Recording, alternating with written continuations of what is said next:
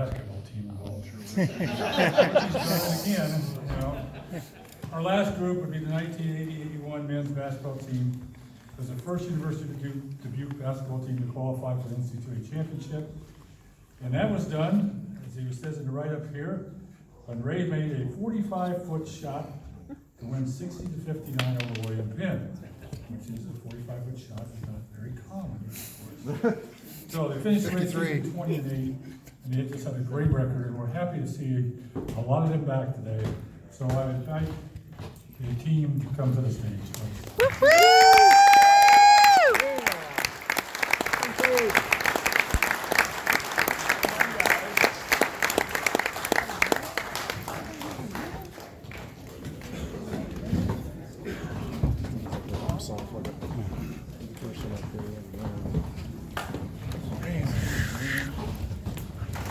Woohoo! Way to go, guys! You're there. You're the mic. You always do. I know I see.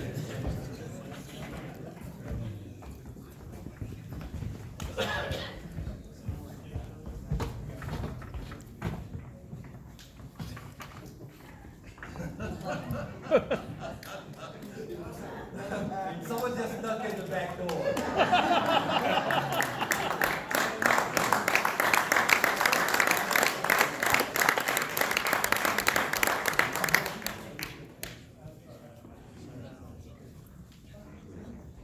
That's not fair.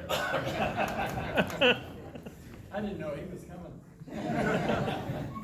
Now I gotta take my shirt off.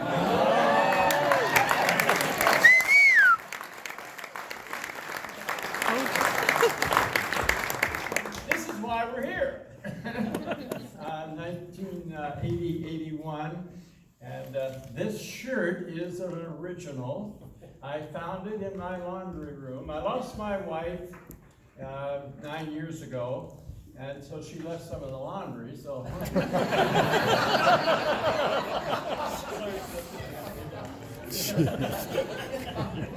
Unfortunately, I found this shirt, and I was trying to decide whether I dress up, put a jacket on, a tie, da-da-da-da-da. But I thought I would wear this one, and I got a shirt for each of them, and I thought maybe they could all wear it for the ceremony, but I forgot. They weighed 190 pounds or 200 pounds back then. I'm still there. Yes. So anyway, it's such a pleasure to be here. I congratulate all the recipients and all the parents that are here. You can be very proud of all the winners and of your sons and daughters. And I want to introduce these guys, but I'm going to, this guy that came in, he's still, anyway, I can't even begin to explain what happened. Anyway, starting from the far end, Jeff Cutter. Jeff, he drove all the way from Dayton, Ohio to be here for this event. Ron Buckner from Atlanta, Georgia, drove, I think you thumbed her, no, he drove all the way from Atlanta. Has family in Chicago, so I hope you stopped and visited them. The next gentleman, his father and I were very, very good friends, as his father was a coach at Warren High School, I believe was the name of it, in Wheaton. Wheaton High School. Anyway, and we talked about his son coming here to play, and unfortunately he came. But I did not know what happened to him. I've tried calling him. I've tried calling his dad. Wasn't able to track him down. But a very special part of this team, Mike McGee. Mike?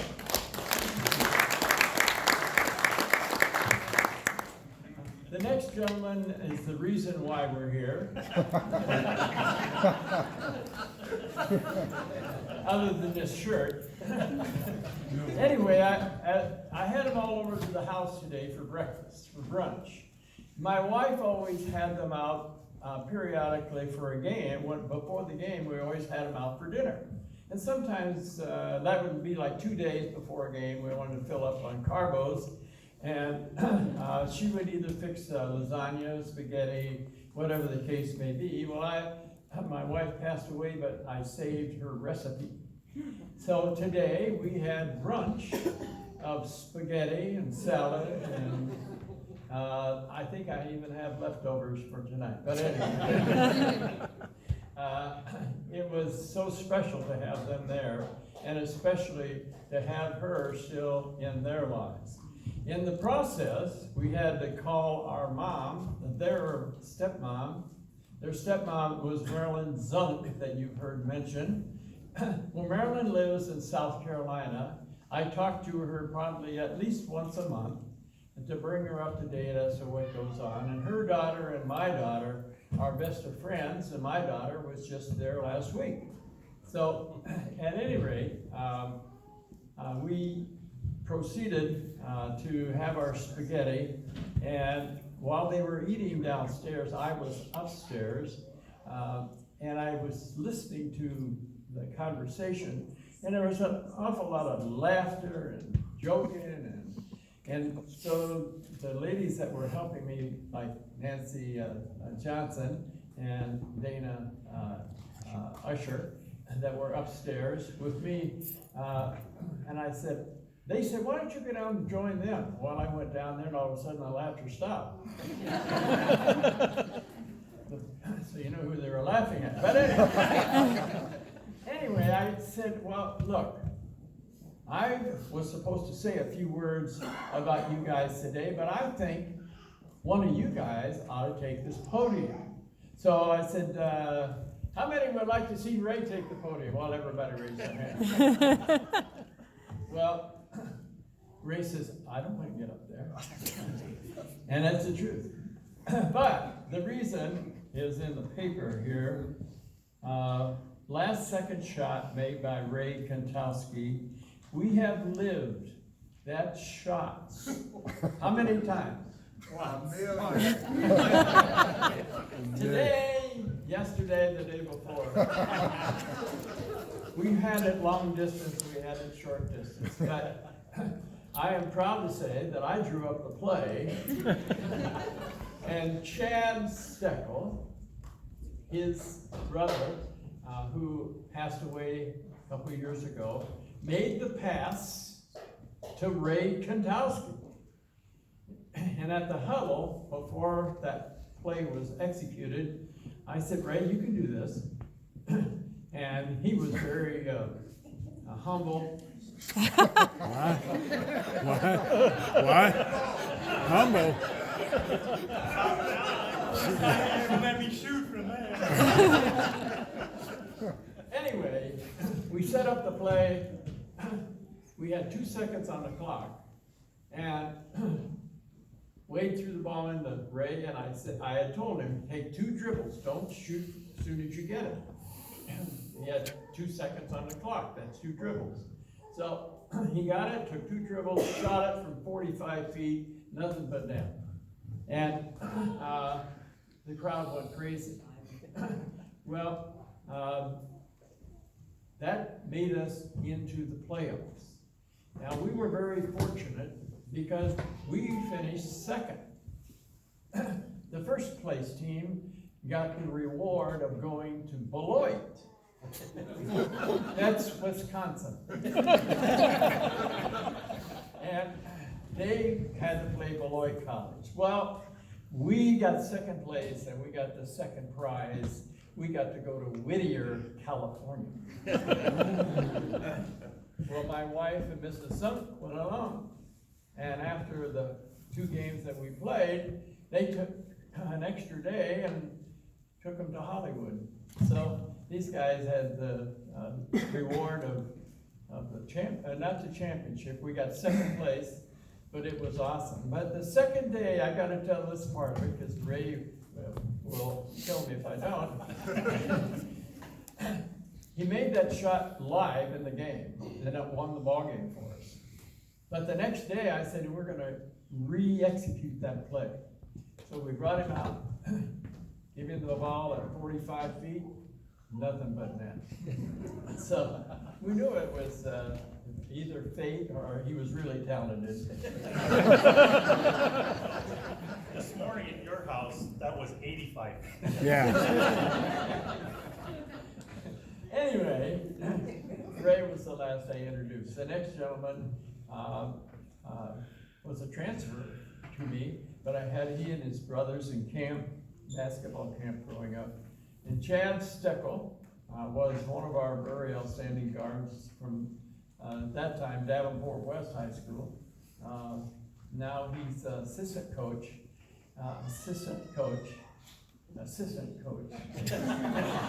His wife's the head coach.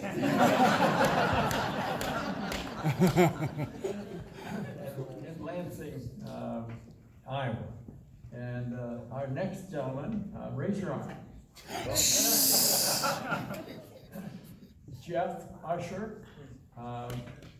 I recruited Jeff, I think, as a golfer, but man, he could shoot the basketball. And he was one of our very outstanding three-point, well, they didn't have three-point shots back then, did they? Tells you how old we are. Anyway, Jeff has had an accident and they did surgery and it's been dislocated. And we're just glad that he could come from Carlsbad, California. They come from a long distance. Larry Smith is the next gentleman, and Craig, I got to introduce them at the same time because they were my two assistants at the time. Assistants as managers. And very good ones because anything we needed done, they did. And they were marvelous, and they were responsible for keeping this shirt clean. So that's why we're here, and Come on, then, come on. oh, where did he? Oh, yeah. He's a guy. Very good, tell me where. But you can tell we couldn't go anywhere without him.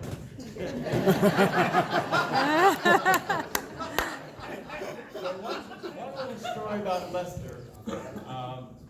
You know, when you're riding vans, in those days, we didn't ride buses. We rode vans, two vans, and I drove one, and Coach West, who is Charlotte, South Carolina today, he drove the other. But I've never seen anybody sleep on the vans. I mean, bouncing around, and you know, and you got 12 guys in a van, or 15.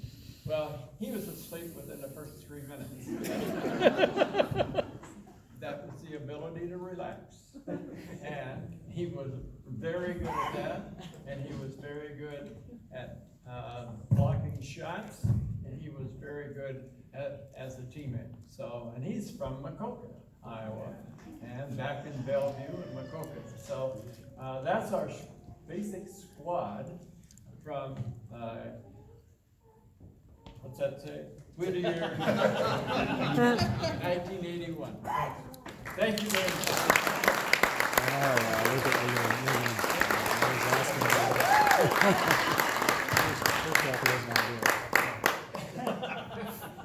Myself and my teammates would like to thank the University of Dubuque for this prestigious award. This is the first class, top-notch university, and I'm glad to be a small part of it. And I'm going to be real brief.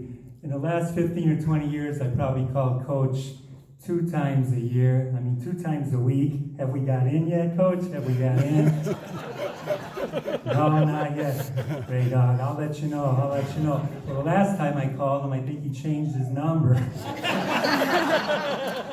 But he finally called me and said we got in, and I was the happiest guy in the world. And if we wouldn't be here right now, it wasn't for the greatest coach we've ever had, but not only that, a better human being.